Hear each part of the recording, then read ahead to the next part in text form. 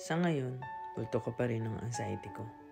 Gusto ko ikwento to kasi gusto kong maalala na nadaanan ko na to at malalampasan ko ulit.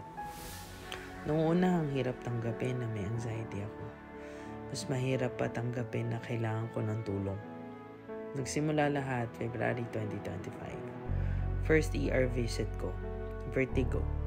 Kala ko pagod lang kasi naglilipat kami ng bahay after ng EU trip. Pero halos isang linggo akong hindi makagalaw ng mag-isa. Kailangan ko lagi may kasama kasi pakiramdam ko tutumba ako anumang oras. Pagdating ng May, umuwi ako sa Pinas. Sabi ng employer ko, spend time with your family. Napansin na rin nila yung anxiety ko. Pag-uwi ko, 2 araw lang, nasa ER na naman ako.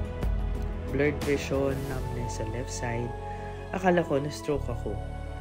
Sakit isipin, umuwi ako para mag-alaga. Pero ako yung inalagaan. Pagbalik ko ng UK ng June, 2 beses akong nag-A&E. Una, vertigo ulit. Pangalawa, matinding chest pain habang nasa shift. Lahat ng test normal. Pero sabi ng doktor, baka mental health.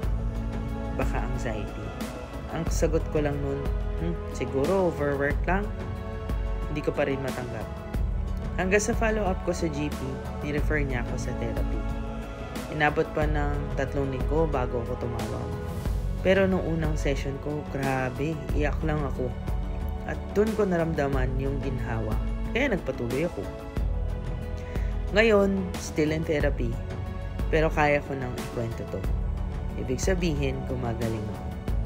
Kasi sa Pinas, madalas sasabihin lang, kaya mo yan, normal lang yan.